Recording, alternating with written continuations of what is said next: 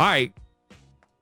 Next up, I got my man, Prafit Josiah. He's actually submitted a lot of music to us before on the music reviews. And I think it was last season, the very end. I think it was the last show of last season. You sent a song, and then you had like a big old skit at the end, and I bashed it. Yes. And I love the song, and then you had this big skit, and I'm still mad about that. Why did you do that? I put this skit on because I thought it was dope. So then y'all said, yo, you should make the skit fade out. So then I re-put it out without the skit. Oh, look at that. Right. Listen, man, taking advice I'll be listening to y'all, from man. some knuckleheads in Vegas. I feel that. But I put it out as a maxi single without the skit. Okay, that's dope, man. Because we just want to hear the music. Skits just don't do a lot. And I think the skit, I can't remember exactly, but I think it just kept going and going, and it didn't like really fit the makeup of the song that much to me. But you liked it, but then you changed it. Was really just me telling the story of what happened that I was rapping about. Okay. All right. So my question is, okay, so I saw the background. So off air, you were like, you guys aren't going to like the way the background looks. What do I see in the background? Because it looks like I see some Laker colors like I have in the background over here, but I can't be too sure. So the background is actually my album cover that's on my computer screen. Oh, all right. I got out the way. See. I like it, dude. I think that's smart, man. I like that you're able to put your own backgrounds in the back, and that's you're just like representing. That's dope. So, is it a new project that's out? Is it an old project that's out? Is it something that's going on? Like, talk to us about what you've been going on with what you've been working on, my man. Absolutely. That is my most recent project. It's called God Made Me Do It. Came out in November. And I mean, a lot of dope music on there. So I'm from the 90s, so my music sounds kind of 90s. That's all hip hop should sound, man. So look, if you've been listening to the radio show for a long time, you know me. I am a mid-school head 100%. I love 90s music. Yeah. So what's next? I mean, you had that project come out in November. Are you just pushing that, or are you pushing singles from that, or do you have something else you're working on now? I'm pushing that. I'm pushing singles from that, and I got some new music coming too. I'm probably gonna put out like another EP, so it might be like 4 or 5 songs. I'm still working on them though. All right. Now I notice you have the microphone. You have the good mic in front of you right now. Is that what you record on? Yeah. Definitely. All right. So you do all your music at the house or what? Yeah. You do all your own recording, all your own mixing and mastering too, or do you send that out? Yeah, I do. You make your own beats? I do, but they're not all good, so I buy some. Right. No, it's good, man. I am a fan of the bedroom studio, garage studio, the home studios. I mean, that's how we came up. Like we came up like that. Too. You know what I'm saying? So I think our studio right here is a product of the bedroom. That's it. You know what I'm saying? Yeah. And it's that could have sounded bad, but it's a product of having the studio in the bedroom. Look, first, I see already in the comments people are talking about how the sound of your project, how it's got some like lo-fi qualities, vintage sound and stuff like that. I definitely think that that type of music is definitely paying dues and paying homage to like the true school of hip hop. Like, what are your influences? Both, I mean, not necessarily secular, but like in the Christian realm, like what are some of your influences? And secular. If you don't have any Christian influences, musically, I you don't have a to. lot of Christian influences, but I grew up listening to the Roots, Tribe, Nas, Rakim, EPMD. You know what I'm saying? Them cats. Man. All right. And we're going to play everybody's, everybody that we had on, we're going to play their music after this interview. So we're going to go into his song first and kind of play him backwards from how we had him on the show. But you have submitted a lot. So other than taking out that skit, sometimes we have artists let us know what they've taken from us. But I don't know, some artists might not take anything from what we say. But what have you taken from just the last few years of submitting to our show? And what have you gotten from us critiquing your music and maybe even critiquing other people's tracks? Yeah, I mean, I like the honesty that you bring, and I recognize that like everybody might not like my music, so like some stuff I listened to, some stuff I didn't, But I mean, there's at least 3 songs I know for a fact that you said something and I changed it up. And I actually did what you suggested because I thought it was a good idea. And when I thought of it, I'm like, yeah, you know what? That kind of makes sense. So I'm going to just do it. Now, do you have anyone when you're making music? Because I know when Josiah comes in, he records here. And we've always had at least 5 people that we can bounce music off each other, ideas, beats, hooks.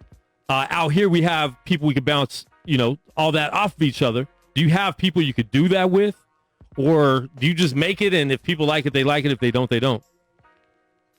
I have a few people I could do it with, but do you they're trust all them? like really familiar with me. Yeah. So I don't get the same kind of feeling like you guys bring. Like y'all just be like, yo, I don't like that. You know what I'm saying? It's kind of like, okay, cool. You know what I'm saying? But then you give the reason why you don't like it. Right. Then I could decide, okay, well, I'm saying maybe I'll change that, maybe I won't. But I like the honesty of it.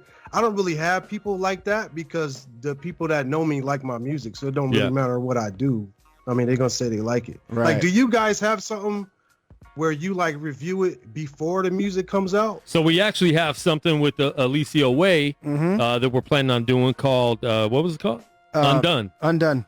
So Speak Live Radio Undone. Yep. We're going to have people submit. And this is going to be something we actually charge like $20 a track or whatever. And before it's mixed, before it's put out, we'll do that, review the song. And it might even be a private thing. I'm not sure if we'll even do that live on the air. I don't know how we'll do that, but we have the idea to do that. Yeah. Because technically what it is, it's like consulting. And so like for people like yourself, we're like, man, my whole team is not in a bad way, but they're yes men. Yeah. They hear my music, they're like, yeah, dude, that's dope. And you want to hear somebody, because like, again, you guys have heard me say, my thing is, all right, after I've done a show, done a teaching, I've taught a class, whatever it is, tell me what you didn't like about it. That's my question. It's never, hey, what'd you think? It's tell me what you didn't like about it. Well, and sometimes it hurts my feelings too, because people will submit music and will critique it. And there's like little things that can make that song actually fire hit, but it's already done. It's already out. It's already in the public. So I wish we could have got a hold of some of those artists and songs beforehand to be able to help them out with just those little things that their engineer or producer or whoever was around them in the studio wasn't giving them, that advice or that critique on it. Because a lot of times these artists that, even you that are submitting, it's just a few little steps with every song or video away from being from good to great. Right. Yeah. And so we are going to do that. Yeah, we are. Yeah. Yeah. I think you guys should definitely do that and do like whole projects, like whatever. Because I would like to get like a real, you know what, change this, change that, or maybe you should do this or do that. And it's dope because it's not out yet. So I can still change it without, pulling it down and trying to repost it up or, you know what I'm saying? Word. Yeah, no, man, that's dope. I think it's really cool that you've actually have taken some of the constructive criticism and said, hey, I'll separate wheat from chaff. Like I'm a creative. This I like, they didn't like it, or well, I like it, I'm running with it. But hey, that stuff they said, okay, I'm gonna try it. Hey, I like it, it sounds good. Like it shows a lot about your character, my man, because and knowing that if there's something we've probably said that you're like, no, I like that personally, so I'm gonna keep it. Yeah. So you're mature enough to know the difference between these people are just hating or no, they actually want me to get better. Right. How long have you been doing like Christian hip hop? I started doing Christian hip hop. So how old are you? Oh, nice. I'm 43. All right. So I started rapping in 1993. The 60s. Quan got jokes. Summer of 93 is when we started. Dude, that's when I started too. My first song was in 93. Hocus Pocus was the name of that song. We started because my dad used to play like a bunch of Christian rap music in the car. Okay. And I used to tell him like, yo, these dudes is not really good. You know what I'm saying? Wow. I used to say like, yo, well, actually it was my brother and I. And so I was like, yo, we can rap better than these people. And like, we don't even rap. Wow. You know what I'm saying? He was like, well, if you can really rap, then do it. You know what I'm saying? So, we went to the store, bought some maxi singles. Bought a radio with a little fake microphone. Yeah. Made an album. Yeah, you buy the singles. They have the instrumental on the end, and sometimes they have an extra instrumental from another song that you didn't even know was going to be on there. And yeah, man, did the same thing. So Yep. I mean, we're Pause from tapes. yeah, we're from the same Pause era. tapes, yeah. We did the same type of thing, man. So that's dope. Just even knowing that struggle, because now you could go on YouTube, and now you got so many beats, you can't even write to anything because you got 100 beats that you're listening to in an hour. Mm-hmm. You're like, man, I don't even know what to write to, and it's like, yeah, we had to go buy a single and hope that one of those 2 beats was writable. Mm-hmm. That's dope, man. Yep. So these I got kids don't know the playlist struggle. on YouTube now. I always go to. So Okay, dope. how you said you do all your mixing, all your mastering, and all that stuff. Do you feel like as an artist coming up, especially for a lot of the younger artists, do you feel like that was a progression, or was it just like hey, I'm doing this all myself, so I have to learn the mixing and the mastering part? Or was it something like, hey, you know what? I think I can make this sound better, so let me try my hand at it. Yeah, I mean, that's something I went to school for. Oh. So I was taught by a teacher, saying this is what you should do to make it sound better and sound good. And then over time, I just picked up my own tips and tricks. And then, I mean, since like YouTube came out, I'm just always on YouTube trying to learn more and get better at it, find out what the new plugins are. Just so I can get better and better. So is this a full-time thing for you? No, I wish it was a full-time. Where'd you go to school for engineering? I went to school for music industry, and they just happened to have an engineering class. Nice. Just going strong. So like, yeah. And that was probably just yours. Oh, okay. Our internet went out last night because of the rain, and I have like satellite internet. And so we went out last night, so I think that's why it's kind of tripping right now. Well, I don't know. But anyway, listen, it's recording anyway, so let's keep going. So are you talking about you were taking electives, like elective courses? Oh, yeah. So the first thing I did was I went to school for like general studies. So I was taking just random classes, and I found out that the community college had a music studio. So I went to that class. I took it one time. I got an A in the class, and the teacher said, "Hey, you know what? You should take it again, and then be like my assistant and help the other students." I mean, so we did that, and then I wanted to take it another time, but he said, like there's not really nothing else for you to learn. So he said, what you could do is you could just record an album, and then I'll just grade your album. So at the time, me and my brother was trying to record music. So I was like, yo, we got free studio time. So, we went in there, recorded our album, and just submitted our album as my school project. I ended up getting an A on that too. So it was great. Dude, that's a blessing right there, man. It was super blessing. Oh my gosh. So where do you live right now? Right now I live in Nashville, Tennessee, but I'm originally from Rochester, New York. Okay, cool. How long you been in Tennessee? Since 2013. Okay. And what made you move out there? Was it music? Was it work? It don't snow down here. I know so many people from New York, and here's the funny thing about New Yorkers. They rep New York so hard, right? But they all hate it. They all want out. They're all moving to Texas. They're all moving to Nashville. They're moving to Atlanta. They're moving to Vegas and California. That's right. But you guys rep it hard, though. But you hate it. I want to raise my kids in a nice place. I feel that. You know what I'm saying? Not have to shovel. Now, do you miss it at all? Do you ever go back? No. I do not miss it. He said it solemnly too. He was people being shot all the time. I'm good right here. Yeah. That's dope. So on your creative process, like when you're making songs and whatnot, like do you come up with a concept and then like when you write it, because you're automatically like, my music is just Christian music because that's what I am, so I'm just gonna write to write? Or is it like, all right, I have a word from God, I have a concept, so I need to, I'm gonna try to write this with this in mind? Like how do you go about writing your music, man? Yeah, I try to write to like specific concepts. So like most of my songs are about a specific topic. All right.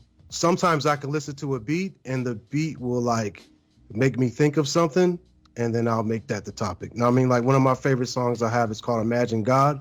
And I just listened to the beat, and that's just what it sounded like to me. I was like, oh, I can imagine what God would be thinking or doing. You know what I'm saying? So that's what I'm going to do. So that's just what I did. But I didn't know I was going to do that until I heard the beat. Huh. That's dope, dude. That's dope. And how many projects have you put out so far? As a group, we put out probably 3 or 4 different projects. And then by myself, I think I have maybe 3 projects as well. I have to look and see. Because we got a bunch of music, but I can't remember how many came out as actual projects or just singles or, whatever.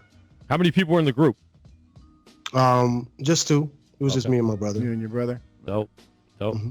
Do you miss being in a group, or do you prefer doing solo music? Because I know sometimes being in groups, man, you don't get all your ideas out, and you have to kind of conform to this, or maybe do a song on a hook you didn't particularly like, or a beat you didn't really like because the other person really liked it a lot and loved their verse on that.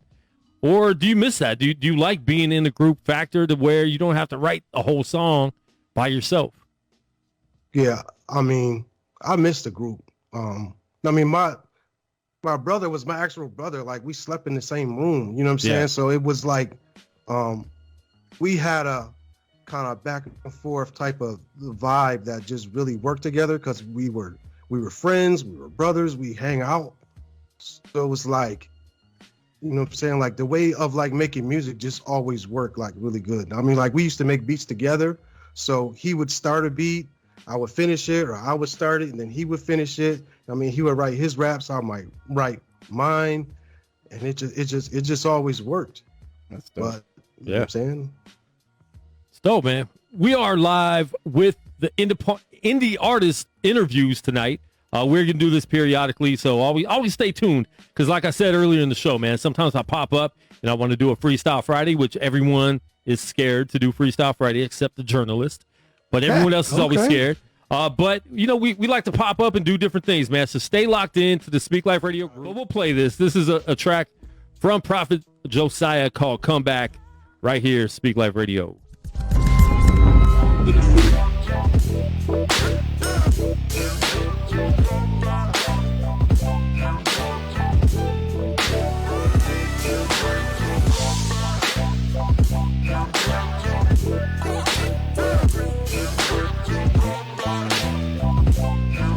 Yo, let's go, listen, you got to come back. Yep, you better run back. My goal's not abstract, it's more like a thumbtack or a car that's compact. Your life kinda hazmat, wrapped in sin. You be searching him on some philosophical. My God, not mythological. Yep, you the prodigal, nickname idiotical. Trying to live out every erotical. Opposite the bold kid, you've been illogical. But not Star Trek, Christ wanna impact you through the song. He made contact, don't ignore that. Combat taking place for your soul. Stand up and revolt against sin. It's never too late to get clean like Flint. When you're gonna decide if that's more important. Rejoin its excellence and repent. Or get your soul clapped.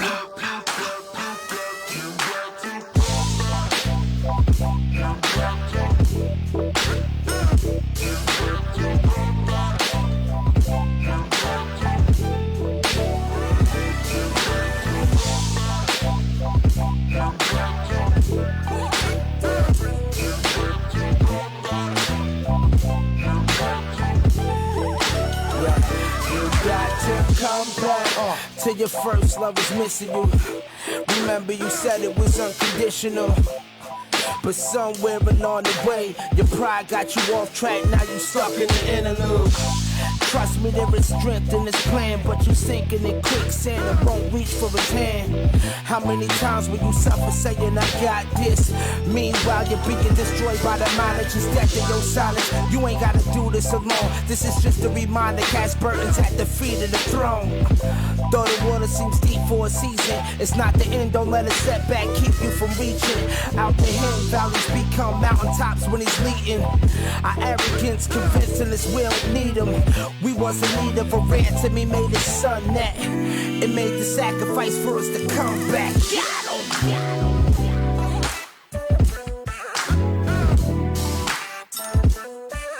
Wow.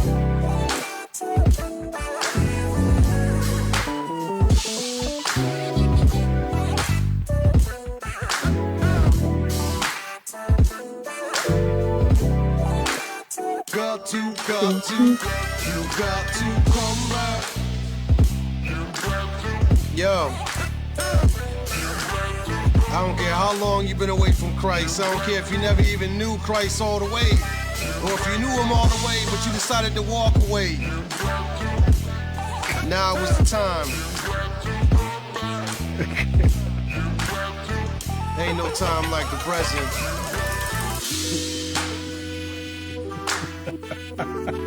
He wants you back.